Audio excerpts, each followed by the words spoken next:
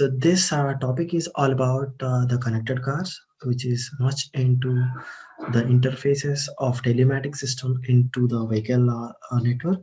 Okay, so to begin with, we'll go inside explaining about what is connected car and how it is related to the current automotive trends. Okay, so the today agenda we are going to brief about the shown topics and the slide. So which is types of telematics sports, components of telematics, sample architecture, telematics interfaces, functions and benefits. So and the finally telematics scope. So I'll walk you through all these topics mentioned here. Will give the high level and brief understanding of what is telematics and why our topic is named as connected cars, and how telematics is linked to the connected car technologies. Let's go to the next slide. Yeah. So now, as you could see, the word telematics might strike you as a very new word because it is a hybrid terminology. It's a combination of both the tele, what we can say, tele and informatics. Tele is nothing but transferring something over a longer distances. Informatics is nothing but the information which is formatted one. Okay, so now this system we are going to integrate in the vehicle to transfer and to receive data from longer distance in the vehicles, be it a passenger car, truck, or whichever. And now, so as we all know, the evolution, the very rapid evolution in the automotive industry, as we could see in the olden days, we everybody used to think that the car is more of a mechanical device which is having more of mechanical engineering students be aspired of, but now the story has been flipped off. So it is not the same. So now the 80% of the car is integrated with the electronics and only 20% is into mechanical. So by that we can understand the evolution of electronics into vehicle technology. Okay, so you all might be thinking, so we already have the cutting edge technologies in the vehicle, and how does this telematics or this system will further help the user or the OEMs especially for the better safety and security? That actually we are going to learn it in our next slides.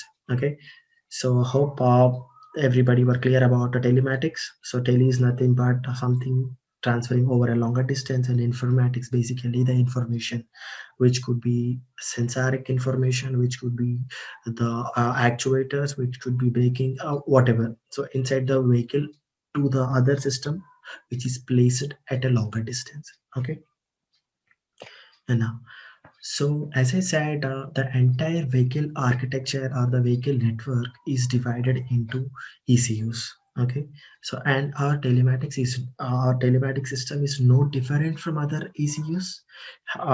ECU is nothing but electronic control unit, which is inside the vehicle, which is considered to be the heart of any vehicle in performing the operations according to its functionality. Okay, so now telematics systems are of two types basically. One with the inbuilt SIM functionality, and the other one with the external SIM functionality. SIM is our regular, conventional, or daily used in our mobile phones, everything, which is the same, but is differently configured, especially for the telematics applications.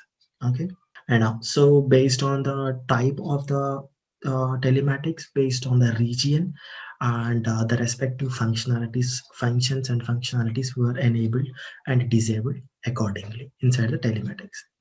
So nonetheless, as said above, both the boards were expected to do the same job irrespective of their sim facility, whether it is going to be an external or internal. Both almost does the same job. It is as per the region they are going to use it. As we all are by now, we understood that telematics is no different from any other ECU. It is also the part of the regular, also the part of vehicle network with some additional capabilities. So by now, we could have understood something, that since this telematics is set to perform the operations over a longer distance wirelessly. Also, we have seen that it is capable of having a SIM. So anything with the SIM is expected to communicate over a longer distance with our MNOs, which it is our mobile network operators, nothing but our Airtel or whichever. Okay, so that means this telematics ECU is expected to have antennas, correct? And GPRS modems, and what we can say the GPS antennas to receive the coordinates and accordingly. So as you could see, the components of telematics, yeah, the whole system I would like to say here, which includes, of course, the telematics control unit and TSP, which we are going to discuss in our next slide, telematic service provider. So, but for now, you can just understand this as our Airtel customer care. Okay, but not the actual Airtel customer care. But this is just for our understanding only. We are going to detailing discuss about what is TSP and the telematic server. So there is a kind of the central logic which is maintained by our OEMs. I think, but let us say if you take Maruti, they'll have their own server and they'll have their own applications. If you take Kia, they'll have their own application. Similarly, yeah, and mobile network operator. So it depends on the OEMs what network they'll lease it for their applications. So for a conventional telematic system, these are the components we can name it basically. Okay, and going to the next slide. So this is going to be the architecture for any telematic system across the globe. Okay, so it consists of the whole telematics module. As you could see, the big blue box is nothing but the considered to be a telematics module. So inside which there is a gateway ECU. ECU, as I said before, electronic control unit. Okay, so this gateway distribute among the other ECUs in the vehicle network, and this is MNO, mobile network operator, considered to be our Airtel or whichever network operator, network tower. Okay, we can say it. And then OEM server, this is maintained by say like Kia or Mercedes, BMW or Audi or Volkswagen. So this is maintained by them, especially and particularly for their application. This is user, nothing but us, are the or the owner of the vehicle who intends to control the vehicle remotely as per its functionality. Okay, hope this clear. And then before I'm going to explain you about the telematics interfaces, I'll just quickly walk you through the very basic understanding of conventional or the regular fashioned interfaces in the vehicle.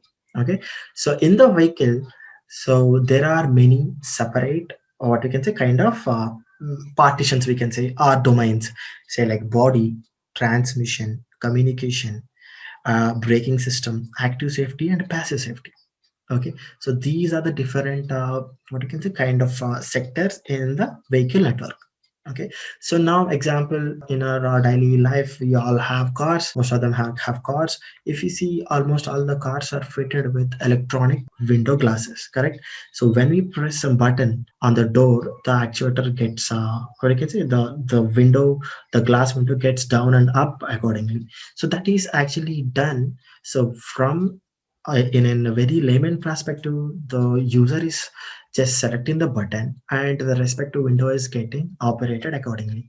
So but inside that there is a logic in the written inside the board called ECU that is actually doing the whole job. Okay, so that means from my seat to the glass there is some communication happening.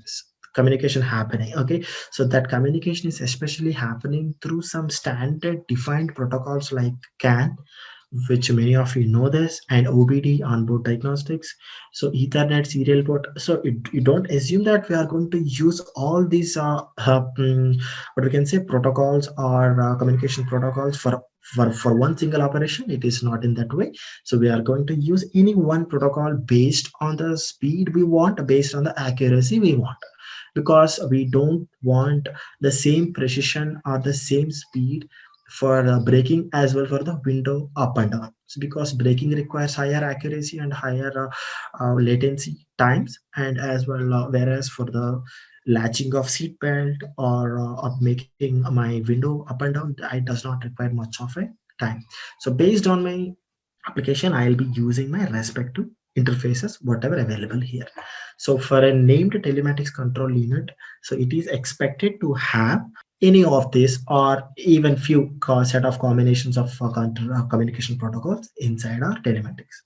Okay, so namely CAN, OBD is nothing but onboard diagnostics, Ethernet, which I think almost everybody knows, serial port, RS-232, RS-485, all this, Bluetooth, LTE, nothing but 4G modem, long-term evolution, it's a 4G modem, and SMS, which all everybody know, and the Android database, the current Android application OS. Okay, and then functionalities. When it comes to the functionalities, so this is the area where we have to concentrate more, and this is the what we can say the much anticipated functionality which stands this telematic system out of other control units in the vehicle, because the other control units which are already present, they cannot do these operations which is done by telematics because of its wireless connectivity to the infrastructures.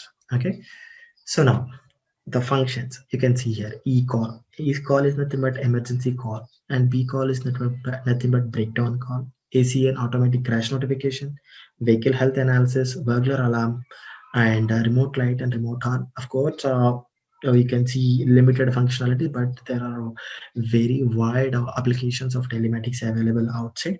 So as we have discussed about connected cars, now I'll just brief you about one of the examples in the next slide, how it is going to achieve that functionality with improved accuracy, safety, and security. So at the end, so why are we integrating this telematics into the very, or you can say already sophisticated vehicle network? Why are we necessary to do that?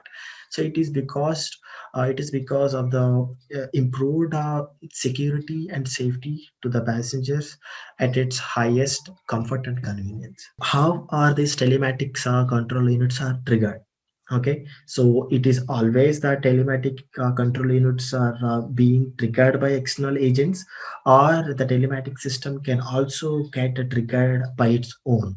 So yeah, so this telematic system is of it can function in either ways. It can be self-triggered at times, so it will not wait for any interrupt from the user, and sometimes it will wait for the user or somebody which is inside the car to give input to the telematics. Okay, let us say as you have already seen here, remote light. So I'll just walk you through this remote light functionality and a remote horn functionality. Both I'll explain you here. So most of you have seen the ad of recent ad of Kia Seltos, right? You can just type it as in the chat. Okay, I hope most of you have seen that a crazy girl will be just playing around with a football to damage the car by some means, right? So yeah, then the mighty user of Kia Seltos, will be starting his car from a remote location who is not visible to the girl.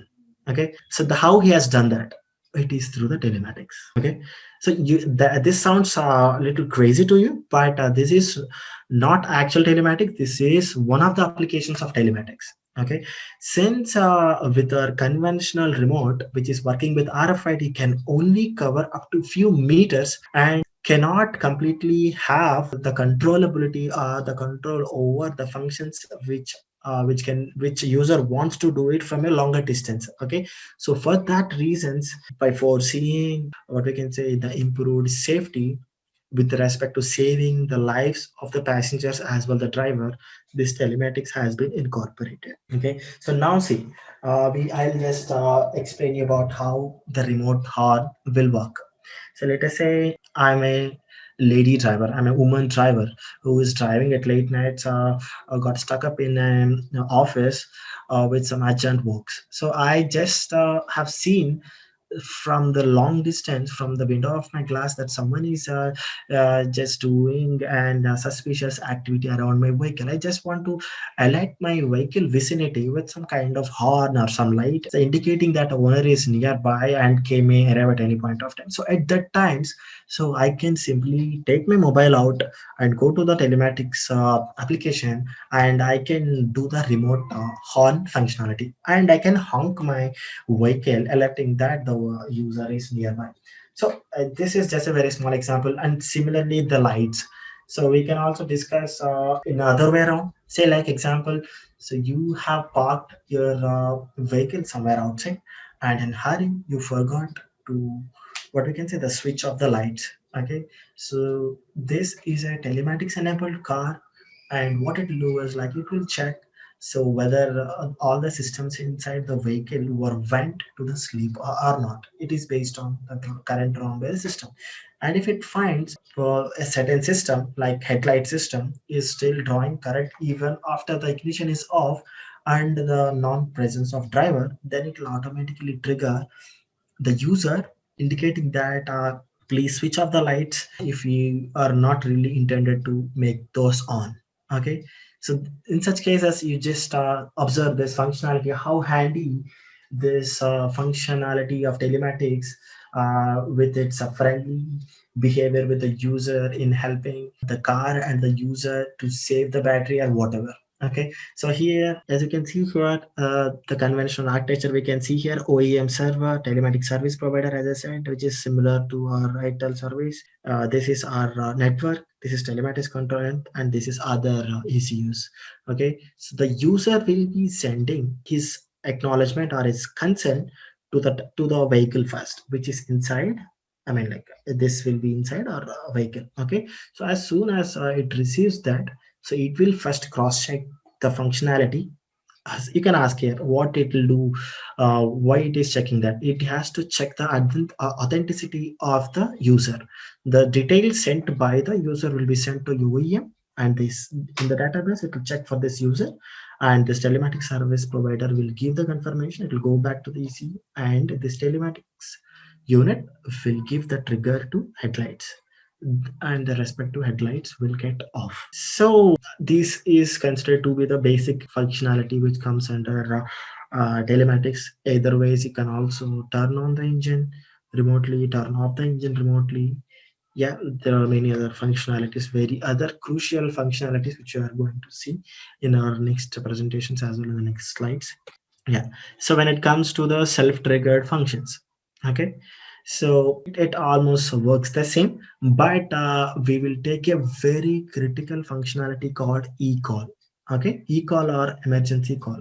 Okay, so what is this e-call? So in a case or an event of an untimely accident or an unfortunate accident, so the vehicle telematics system initiates this, what we can say, the functionality on its own, and it detects the respective coordinates of the vehicle, of the location, vehicle accident location, and it will send that location information via telematics control unit, which is having the inbuilt modem. Okay, so that modem information, coordinate information, along with the type of the error, type of the, what we can say, call. So as you can see in as you have already seen in the previous slides, there are emergency call, button call, and everything. So it will differentiate what is the type of the call the telematics has been initiated, and it will be sent to the telematics service provider, which is maintained by OEMs. OEMs in essence, again I'll tell you, Maruti, Hyundai, Honda. So these are particularly for their cars only, for their cars, for their owners, only for those. Okay, and this telematic service provider will identify the type of code received from the vehicle, and based on the code received it will initiate the emergency services. When I say emergency services, so those emergency services are nothing but calling the nearby emergency center, which is hospital and ambulance, and based on the user profile, while creating his profile, he will also give the emergency contact details.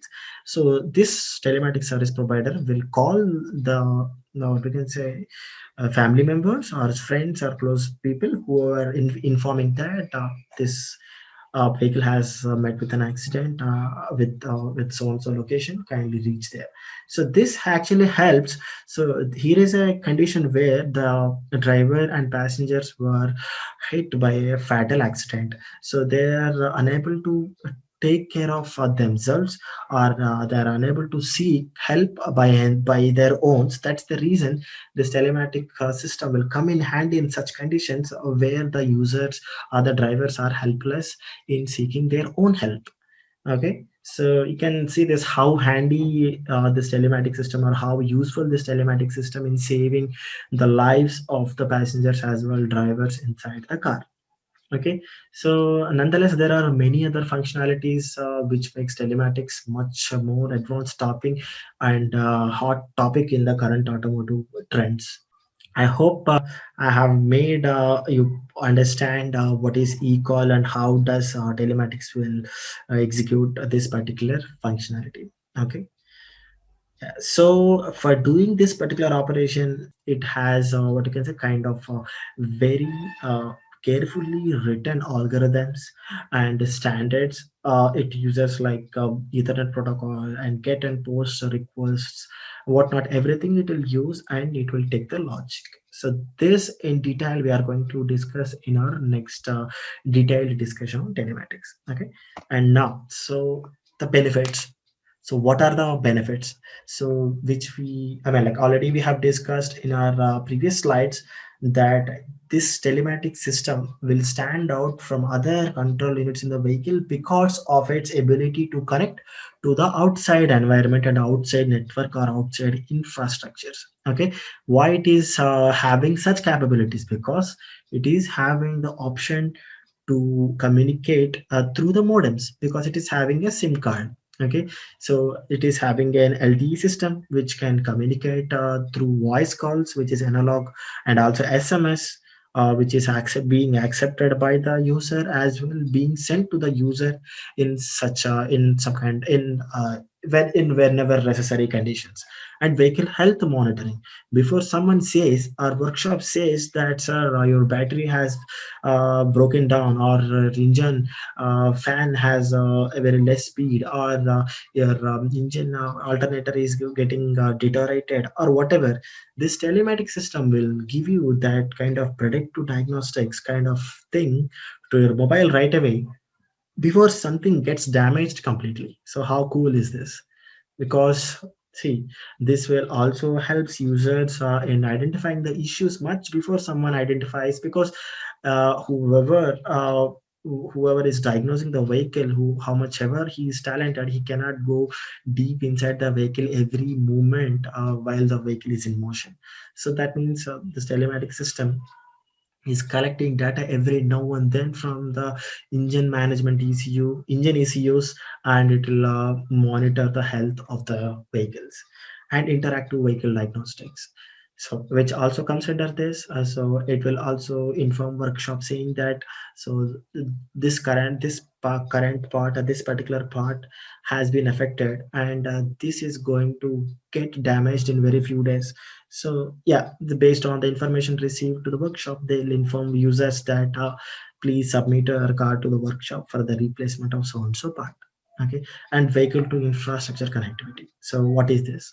So vehicle to infrastructure connectivity is nothing but the user or the driver whoever is driving the car can set his points of interest, and next time when he's going through some certain areas, based, let us example a driver who has set its point of interest to movies. So straight away whenever it enters into such infrastructure regions, it will pop up saying that this movie is playing in so and so region or so and so movie theater. And also say like someone is interested in KFC, it will pop up the information about next available KFC centers. And vehicle to vehicle connectivity describes about it is like talking to cars or two vehicles talking to each other like we talk to our friends. Okay, so you can ask like what they talk about. So unlike us, they'll talk about the, say like example, I'm going in front of you and you're coming behind me, so it will say that in the next some 500 meters there are very big potholes, kindly avoid that. So that for those kind of informations will be shared to the following vehicle, and the next user can take it accordingly. And remote activation of few services, yeah, say like example, remote horn, remote light, so all this comes under remote activation of service.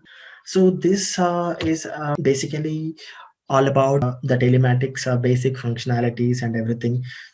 For what is the scope of this telematics? It's like how it can be extended to the future technologies in automotive. As we all know, and maybe some of you know, that automotive industry is evaluating like anything because of the competition across OEMs in building their autonomous vehicles, electric vehicles, and ADAS systems, advanced driver assistance systems, and all this telematics related stuff is making automotive grow more and more competitive across the market. Okay, to make this telematic system more robust, so the OEMs and the current automotive trends were planning to integrate, not actually planning, so it is already in progress.